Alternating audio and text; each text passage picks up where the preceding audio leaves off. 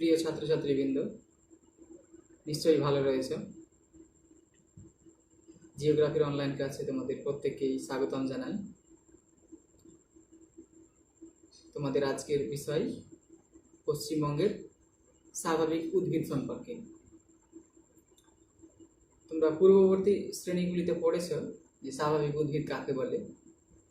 স্বাভাবিকভাবেই একটি নির্দিষ্ট পরিবেশে গজিয়ে ওঠা উদ্ভিদগুলিকে বা বিকাশ লাভ করে এমন ধরনের উদ্ভিদগুলিকে বলা হয় স্বাভাবিক উদ্ভিদ বা ন্যাচারাল ভেজিটেশন। ইংরেজিতে বলা হয় ন্যাচারাল ভেজিটেশন। তো এই পশ্চিমবঙ্গের যে বিভিন্ন প্রকার স্বাভাবিক উদ্ভিদগুলি রয়েছে এইগুলি সম্পর্কে আজকের আলোচনা।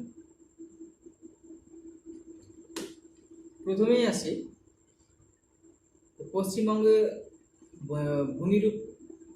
ভূমিরূপ কিন্তু এক রকমের নয়। কোথাও রয়েছে মালভূমি, কোথাও সমভূমি, কোথাও পার্বত্য অঞ্চল, আবার কোথাও রয়েছে উপকূলীয় বদ্বীপ অঞ্চল।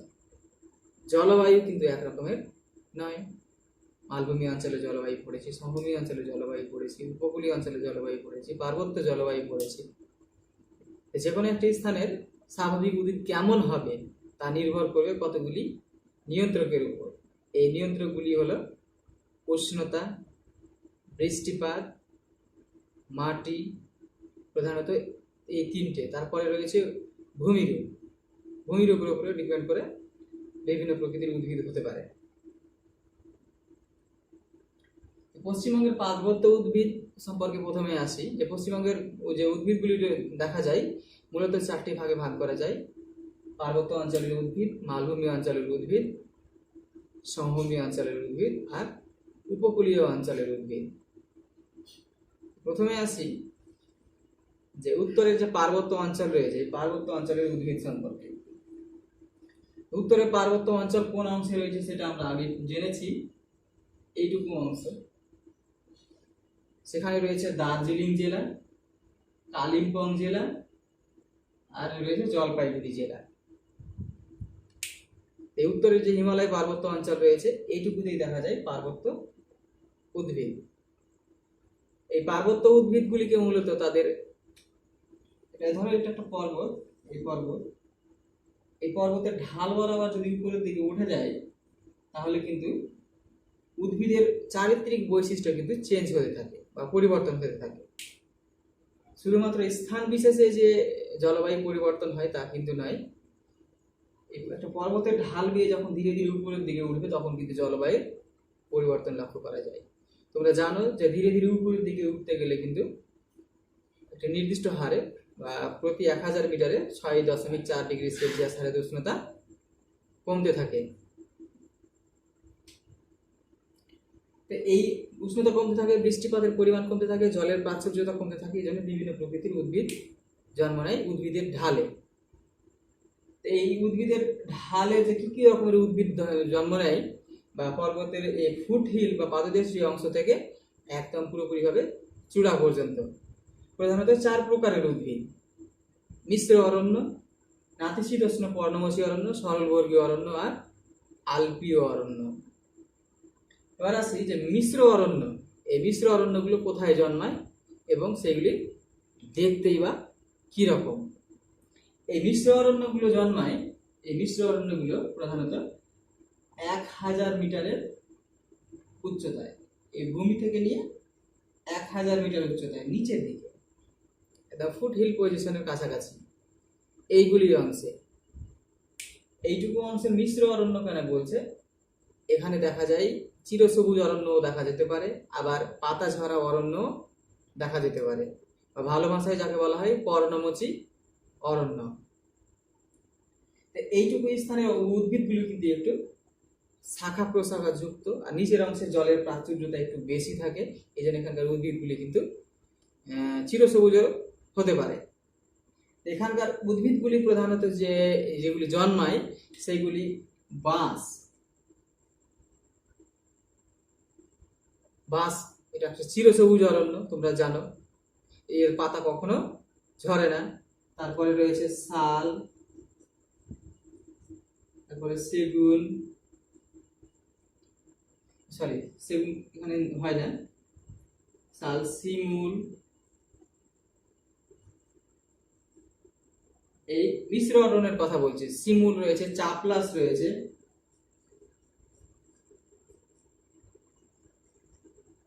চাপলাস রয়েছে, এছাড়াও গর্জন দেখতে পাবে, বাঁশ, শাল, শিমুল, চাপলাস, গর্জন। এই গর্জন, শিমুল এগুলো কিন্তু মিশ্র অরণ্য, পাতাঝরা অরণ্য। আর বাঁশটা মূলত এই চিরসবুজ অরণ্য। তো এইটুকু অংশে 1000 এই ফুটহিল থেকে 1000 মিটার উচ্চতা পর্যন্ত বা পাদদেশে অংশ থেকে এই 1000 মিটার উচ্চতা পর্যন্ত অংশে দেখা যায় মিশ্র অরণ্য। মিশ্র অরণ্য বা মিক্সড ফরেস্ট, মিক্সড ফরেস্ট বলা হয় ইংরেজিতে, মিক্সড ফরেস্ট। এরপরে আসি নাতিশীতোষ্ণ উদ্ভিদ বা নাতিশীতোষ্ণ অরণ্য। নাতিশীতোষ্ণ কথাটি তোমরা হয়তো পূর্ববর্তী শ্রেণীতে বুঝেছ, যে যেখানে খুব উষ্ণতা বেশিও নয়, খুব উষ্ণতা কমও নয়, মোটামুটি মাঝারি, যেখানে উষ্ণতা বিরাজ করবে অ্যাভারেজলি 10 থেকে 15 ডিগ্রি সেলসিয়াসের কাছাকাছি, এইরকম জলবায়ুকে বলা হয় নাতিশীতোষ্ণ জলবায়ু। নাতিশীতোষ্ণ জলবায়ুগুলো ওই জলবায়ুতেই বিশেষত এই নাতিশীতোষ্ণ পর্ণমোচী অরণ্যগুলো, নাতিশীতোষ্ণ পর্ণমোচী অরণ্য জন্ম নেয় বা বিকাশ লাভ করে 1000 থেকে এই 2000 মিটার উচ্চতায়। 1000 থেকে 2000 মিটার উচ্চতায় জন্ম নেয় নাতিশীতোষ্ণ পর্ণমোচী অরণ্যগুলো। এখানকার যে মূলত যে উদ্ভিদগুলি দেখতে পাওয়া যায়, ওক, ম্যাপল, ওক, ম্যাপল, এছাড়াও বার্চ, লরেল, এই ধরনের উদ্ভিদগুলি, অলডার, এই ধরনের উদ্ভিদগুলি দেখতে পাওয়া যায় এইটুকু অংশে 1000 থেকে 2000 মিটার উচ্চতায়। এই উদ্ভিদগুলি কিন্তু প্রত্যেকটাই পাতাঝরা অরণ্য, প্রত্যেকটাই পাতাঝরা বা পর্ণমোচী অরণ্য। পাতাঝরা অরণ্যকে ইংরেজিতে বলা হয় ডেসিডিউয়াস ফরেস্ট, ডেসিডিউয়াস ফরেস্ট। এরপরে আরেকটু উপরে চলি, যেখানে 2000 থেকে 3000 মিটার উচ্চতায় পর্বতের, এই পর্বতের 2000 থেকে 3000 মিটার উচ্চতায় এইটুকু অংশের উদ্ভিদকেই বলা হয় মূলত, এই মানে পার্বত্য অঞ্চলের মূল উদ্ভিদ কিন্তু এইটুকু অংশের উদ্ভিদগুলি। এখানে জন্মায় যে উদ্ভিদগুলি সেগুলিকে বলা হয় সরলবর্গীয় অরণ্য।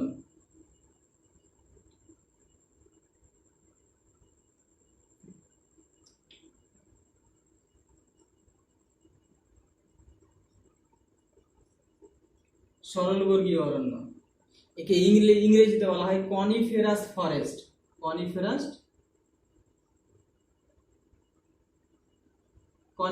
ফরেস্ট। কনিফেরাস ফরেস্ট মানে কি বুঝতেই পারছো, যে কোন আকৃতির উদ্ভিদগুলি হয়, উদ্ভিদগুলি কোন আকৃতির হয়। ঠিক এইরকম তোমরা ঝাউ গাছ দেখে থাকবে কোন আকৃতির, শঙ্কু আকৃতির গাছগুলি। এখানকার গাছগুলি মূলত শঙ্কু আকৃতির হয়, কেন যে বছরে একটি নির্দিষ্ট সময়ে এই উদ্ভিদ এই অঞ্চলে কিন্তু বরফ পড়ে, আর এই বরফের হাত থেকে নিজেদের রক্ষা পেতে গাছগুলি কিন্তু এই শঙ্কু আকৃতির রূপ ধারণ করে, যাতে বরফগুলো ধীরে ধীরে গাছের কোনো অংশে আটকে না থেকে নিচের দিকে পড়ে যায়। এটি একটি অভিযোজনগত বৈশিষ্ট্য, লম্বাই কিন্তু বেশি হবে আর শাখা প্রশাখাগুলো কিন্তু কম হবে। আর এই উদ্ভিদগুলি মূলত হালকা কাঠের অরণ্য, আর এই উদ্ভিদগুলি হালকা আবার শক্ত, এই জন্য বিশ্বের সব থেকে দামি দামি যে আসবাবপত্রগুলো হয় এই সরলবর্গীয় অরণ্যের কাঠ থেকেই হয়ে থাকে। আর বিশ্বব্যাপী সরলবর্গীয় অরণ্যের চাহিদা কিন্তু সব থেকে বেশি। তবে এই সরলবর্গীয় অরণ্য, কি কি সরলবর্গীয় অরণ্য আমাদের এতে দেখতে পাওয়া যায়, বিশেষ করে পশ্চিমবঙ্গে দেখতে পাওয়া যায় পাইন, ফার, স্প্রুস, দেবদারু, রডোডেনড্রন,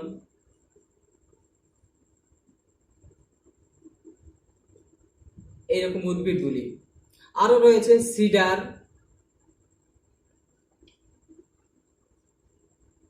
তবে সর্ববর্গীয় অরণ্যের প্রধান উদ্ভিদ কিন্তু পাইন, প্রধান উদ্ভিদ পাইন। তবে সব জায়গাতে পাইনের আধিক্য কিন্তু সমান নয়। তোমরা যদি পূর্ববর্তী শ্রেণীগুলিতে একটু খেয়াল করো, তো একটি স্টেপ বনভূমির নাম তোমরা শুনেছ। এই স্টেপ কথাটির অর্থ কিন্তু পাইন অরণ্য। সেই রাশিয়ার যে স্টেপ বনভূমি রয়েছে, রাশিয়া আর ইউরোপের কিছু অংশে, সেখানে পাইন গাছের আধিক্যটাই বেশি। এরপরে আসি আলপীয় অরণ্য। একে ইংরেজিতে বলা হয় অ্যালপাইন ফরেস্ট। Alpine forest.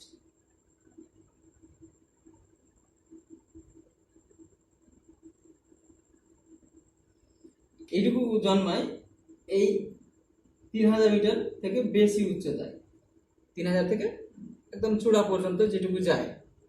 একদম চূড়াতে কিন্তু স্বাভাবিক উদ্ভিদের পরিমাণ খুবই কম থাকে। এইটুকু অংশে কিন্তু জলের পরিমাণ খুবই কম থাকে, আবার অতি শীতলতার আবহাওয়া বিরাজ করে। এই জন্য এখানে কিন্তু সেই রকম ধরনের কোনো বৃক্ষ কিন্তু মানে বড় আকৃতির বৃক্ষ জন্মায় না।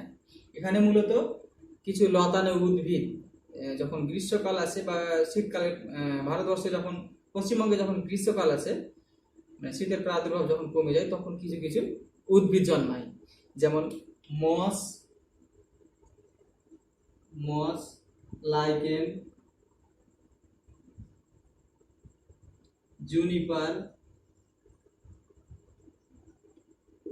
এইরকম উদ্ভিদগুলি এখানে জন্মায়। তবে বালসাম নামে একটা বৃক্ষ রয়েছে, বালসাম বৃক্ষ। এই ধরনের স্বাভাবিক উদ্ভিদগুলি জন্মায় এই অ্যালপাইন বা আলপীয় অরণ্যে, যেগুলি দেখতে পাওয়া যায় 3000 থেকে বেশি উচ্চতায়।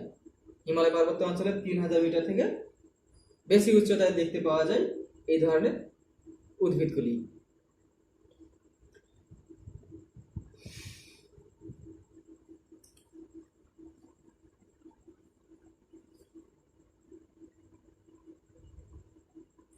এরপরে আসি মালভূমি অঞ্চলের ক্রান্তীয় পর্ণমোচী অরণ্য।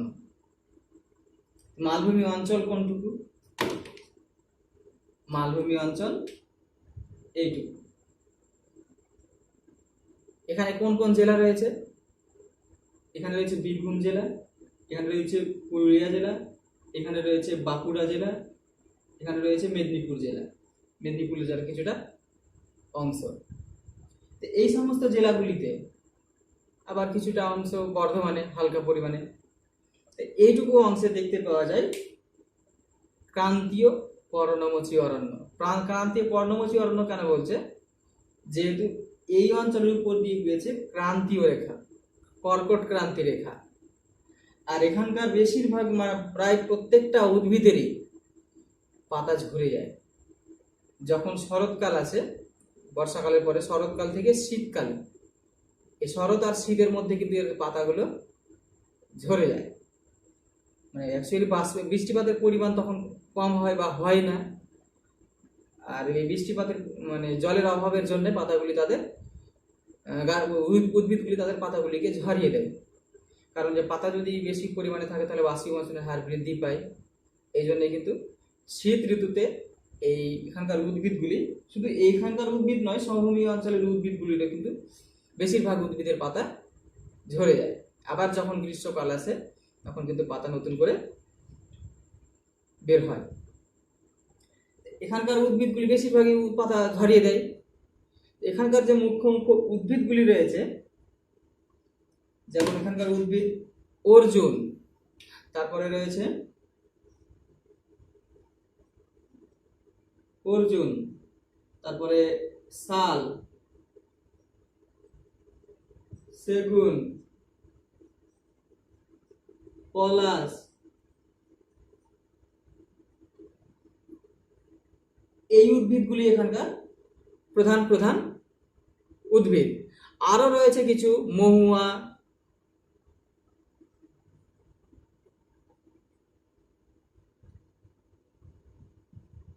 কুসুম,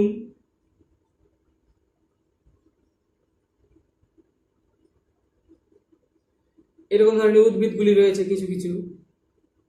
এই ধরনের উদ্ভিদগুলি বেশিরভাগই প্রায় প্রত্যেকটাই তাদের পাতাগুলি ঝরিয়ে দেয়। এখানকার এই শাল উদ্ভিদ কিন্তু প্রধান উদ্ভিদ, এই অঞ্চলের প্রধান উদ্ভিদ শাল। তোমরা দশম শ্রেণীতে পড়বে যে ছোটনাগপুর মালভূমি অঞ্চলে সব থেকে বেশি পরিমাণে কোন উদ্ভিদ দেখতে পাওয়া যায়। এই শাল গাছের অরণ্য কিন্তু সব থেকে বেশি দেখতে পাওয়া যায় ছোটনাগপুর মালভূমি অঞ্চলে। আর ছোটনাগপুর মালভূমি অঞ্চলে একটা শাখা রয়েছে, আমাদের একটি কিছুটা অংশ রয়েছে পশ্চিমবঙ্গে, এটা এই মালভূমি অঞ্চলটুকু, এই জন্য এখানে কিন্তু শাল গাছের অরণ্য দেখতে পাওয়া যায়। এরপরে আসি সমভূমি মিশ্র অরণ্য। এই সমভূমির মিশ্র অরণ্য কোনটুকুতে দেখতে পাওয়া যায়? এইটুকু অঞ্চল বাদে, এইটুকু অঞ্চল বাদে সমগ্র যে সমভূমি অঞ্চলটুকু রয়েছে, সমগ্র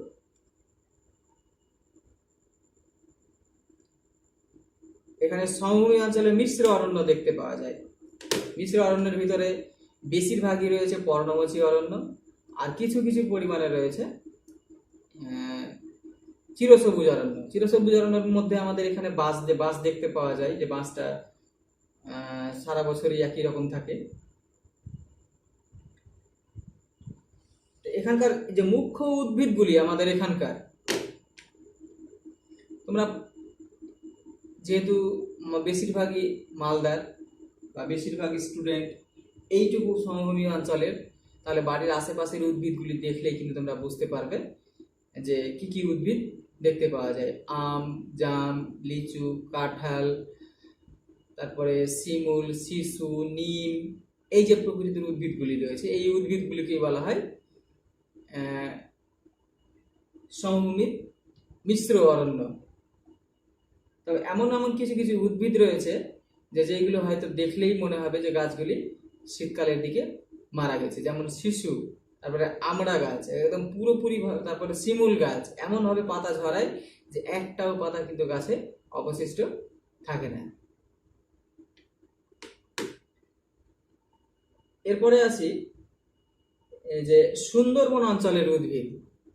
এই উদ্ভিদগুলি কিন্তু একটু আলাদা প্রকৃতির অন্যান্য উদ্ভিদ থেকে। এই সুন্দরবন অঞ্চলের উদ্ভিদকে বলা হয় ম্যানগ্রোভ অরণ্য। একে বাংলাতে বলা হয়, একটা রয়েছে, বাংলাতে বলা হয় বাদাবন। বাদাবন বাদাবন আর ম্যানগ্রোভ অরণ্য কথাটি কিন্তু একই। বাদাবন কথাটি বলতে বোঝায় কর্দমাক্ত ভূমিতে যে বন বা যে জঙ্গল গড়ে ওঠে। এখানে জোয়ার ভাটার জল সবসময় ওঠে আর নামে কর্দমাক্ত ভূমি সৃষ্টি করে। এই বাদাবন কথার অর্থই কিন্তু কর্দমাক্ত ভূমিতে আচ্ছাদিত বনভূমি। তো বাদাবন যদি বলে কোন অঞ্চলে বাদাবন দেখতে পাওয়া যায়, তাহলে সুন্দরবন অঞ্চলে। আর এই যদি বলে ম্যানগ্রোভ অরণ্য কাকে বলে, এখান থেকে অনেকগুলি প্রশ্ন আছে। ম্যানগ্রোভ অরণ্য কাকে বলে, আগে এর বৈশিষ্ট্যগুলি সম্পর্কে জানি, তারপরে হয়তো সবকিছু ক্লিয়ার হয়ে যাবে।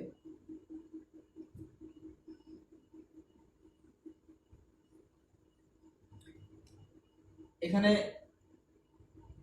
লবণাক্ত মাটি দেখতে পাওয়া যায়, লবণাক্ত মাটি। এই লবণাক্ত মাটিতে সব উদ্ভিদ কিন্তু বেঁচে থাকতে পারে না। কেবলমাত্র সেই উদ্ভিদগুলি সেখানে বেঁচে থাকে যেগুলি অভিযোজন করতে পারে। যে এখানে এক মাটিতে প্রচুর পরিমাণে লবণ রয়েছে, সেই লবণ বেশি থাকার কারণে উদ্ভিদগুলি তাদের ওই দেহে কার্যাবলী চালানোর জন্য বা শারীরবৃত্তীয় কার্যাবলী চালানোর যে জলের প্রয়োজন, সেই জল কিন্তু টানতে পারে না। আবার অক্সিজেনেরও ঘাটতি দেখা দেয় সেই লবণাক্ত মাটি, কর্দমাক্ত মাটিতে। এই জন্য উদ্ভিদগুলি তাদের শেকড়গুলোকে মাটি থেকে বাইরের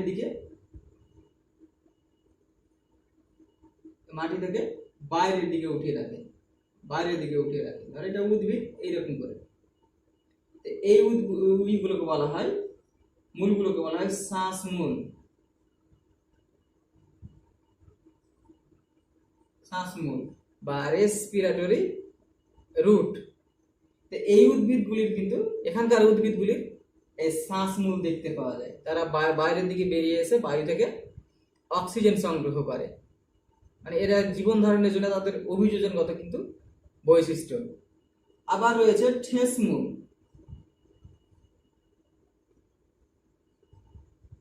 ঠেসমূল, ঠেসমূল মানে কি? ধরো একটা উদ্ভিদ রয়েছে, তার কতগুলি এইভাবে কতগুলি বড় বড় মূল রয়েছে, যেগুলোকে গাছটাকে ঠেলা দিয়ে দাঁড় করিয়ে রাখা। ধরো এটা ভূমি, এইরকম ভাবে মানে কতগুলি তার প্রধান মূলগুলি এই মূল কাণ্ডটাকে উপরের দিকে দাঁড় করিয়ে রেখেছে, গাছটা পুরোপুরি ভাবে মূলের উপরে রয়েছে। এইরকম আকৃতির কেন হয়?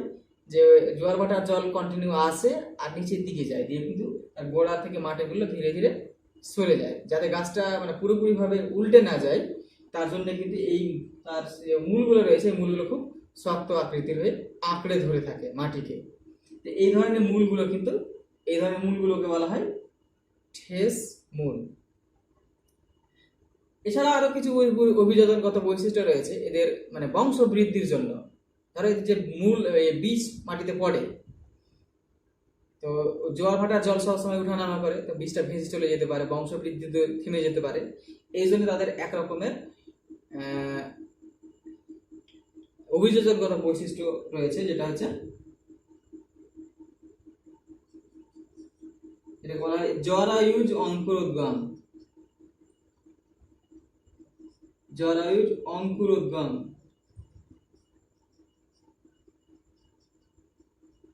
জরায়ুজ অঙ্কুরোদ্গম দেখা যায়। জরায়ুজ অঙ্কুরোদ্গম মানে জরায়ু মানে কি? গর্ভে। অঙ্কুর মানে কি? অঙ্কুর মানে বুঝতেই পারছো, বীজের অঙ্কুরিত হওয়া অবস্থা, অঙ্কুরোদ্গম মানে। তো এই উদ্ভিদের গাছের উপরেই, ফলের ভিতরেই, গাছের উপরেই ফলের ভিতরে যে বীজটা রয়েছে সেটার অঙ্কুর বের হয়ে যায়। এই অঙ্কুর বের হয়ে যাওয়ার পরে গাছ থেকে যখন ফলটা যখন নিচের দিকে পড়বে, তখন সঙ্গে সঙ্গে তো মাটিকে কিন্তু আঁকড়ে ধরে নেয়। এই পদ্ধতিটাকে বলছে জরায়ুজ অঙ্কুরোদ্গম। অ্যাকচুয়ালি জরায়ুতে বা গাছের মধ্যে, ফলের মধ্যে বীজ অঙ্কুরিত হওয়াকে বলছে জরায়ুজ অঙ্কুরোদ্গম।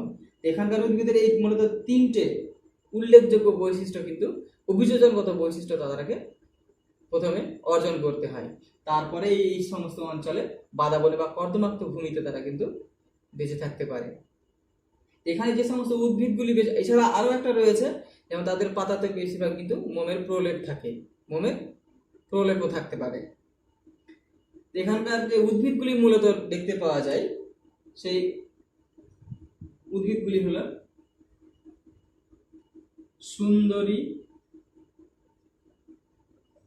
এই সুন্দরী গাছের জন্যই বেশি থাকার জন্যই কিন্তু এই বনটার নাম হয়েছে সুন্দরবন। সুন্দর বন হয়েছে। সুন্দরী, গেওয়া, গরান, গোলপাতা, হোগলা পাতা, খয়ের,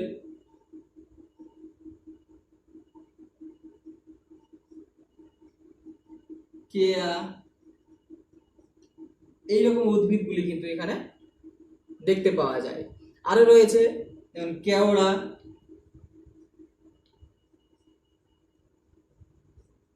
কেওড়া, এই ধরনের উদ্ভিদগুলি দেখতে পাওয়া যায় এই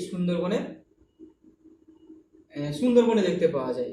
এই সুন্দরবন অঞ্চলটি অবস্থান করছে দক্ষিণ 24 পরগনা জেলায়।